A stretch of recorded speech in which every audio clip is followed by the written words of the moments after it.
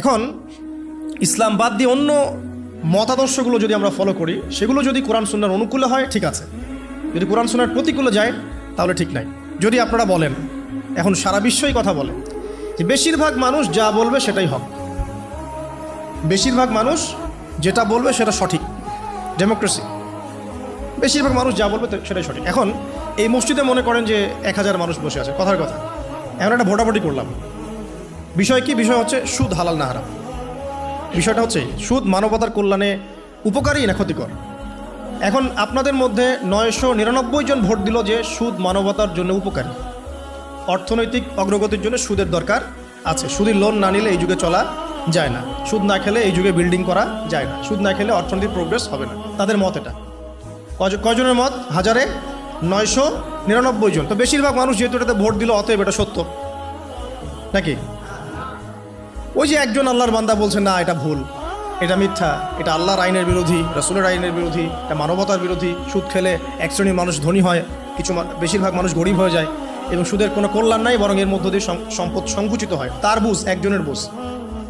এখন ইসলামের দৃষ্টিতে ওই একজনের রায়টা নেওয়া হবে না 999 জনের রায় নেওয়া হবে? তাহলে ইসলামের মানদণ্ডে এই প্রচলিত সোকল ডেমোক্রেসি টিকলো কিনা? টিকলো না, টিকলো না। এখানে বুঝতে হবে যে কখন টিকবে, যখন বেশিরভাগ মানুষের রায়টা কোরআন সুন্নাহর অনুকূলে হয়েছে। এখানে 800 জন বলেছেন সুদ হারাম, 200 জন বলেছে সুদ হারাম হালাল, 800 জন সঠিক বলেছে, 200 জন ভুল বলেছে। সঠিক বেঠিকের মানদণ্ড কি? কোরআন এবং হাদিস। এখন আমরা এটাকে নিতে পারি, এই ডেমোক্রেসিতে কোনো সমস্যা নেই। ইসলাম বাদ দিয়ে আমরা অন্য যে মতবাদগুলো অনুসরণ করে থাকি, আর পশ্চিমা মতবাদ বলেন, তারপরে গ্রিকদের দর্শন বলেন, চাইনিজ দর্শন বলেন, তারপর ব্যাবিলনের সভ্যতার দর্শন বলেন, যত দর্শন আমরা ফলো করি ইসলাম বাদ দিয়ে, এগুলো যদি কোরআন এবং সুন্নাহর সাথে সাংঘর্ষিক হয়, সেগুলো কি পরকালে আমাদেরকে বাঁচাতে পারবে? পারবে। কিন্তু যে কোনো মত, যে কোনো পথ, যে কোনো দর্শন যদি ইসলামের অনুকূলে হয়, কোরআন সুন্নাহর কাছাকাছি হয়, কোরআন এবং হাদিসের সাথে মিলে যায়, সেটা ইনশাআল্লাহ তাআলা ইসলামকে এগিয়ে নেওয়ার ক্ষেত্রে সাহায্যকারী ভূমিকা পালন করে। আমি কি বুঝাতে পারছি? আল্লাহ পাক পৃথিবীতে নামিয়ে দিয়েছেন, এতিম করে ছেড়ে দেন নাই। আল্লাহ পাক হেদায়েত দিয়েছেন, আসমানি কিতাব পাঠিয়েছেন। আসমানি কিতাবের সর্বশেষ কিতাব কি?